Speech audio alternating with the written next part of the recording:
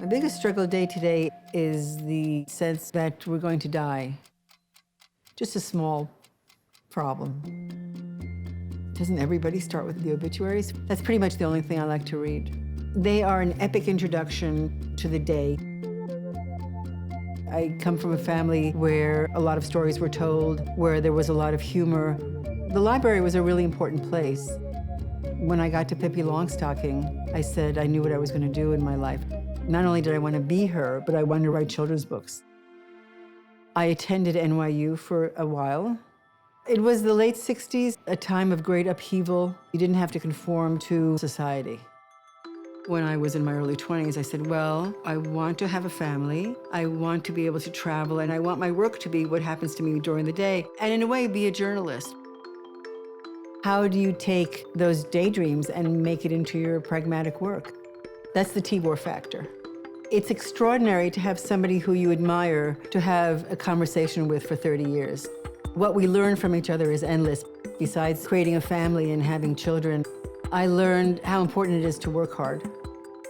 Once I sit down to work, the elation of leaving myself and being immersed in painting is some kind of fantastic meditation.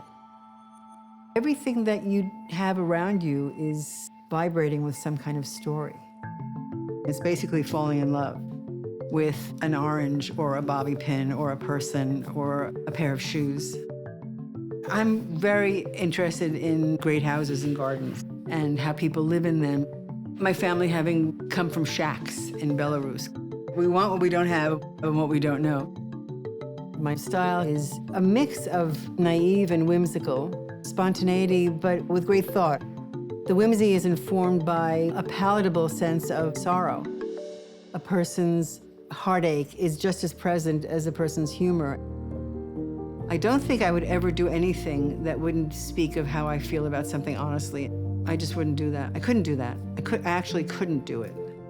Most of these are napkins that I've taken from hotels from around the world. I find them so incredibly pleasing because they're not self-conscious. They're just work. They're not all stolen. If you're not an idiot, you really do learn things as you get older. However, the flip side of that is that the only thing that you learn is how meaningless everything is. To me, being off the point is the point of the whole work. Everything that's happening during the day is part of the work that you're creating. The most of what I want to do is I just want to tell the truth, and that is elusive and complicated. Reading about people who have also tried to find the truth in their lives, it's quite extraordinary. I am in a perpetual state of wandering, and what I do for a living is show you what I see. I don't know what else to say.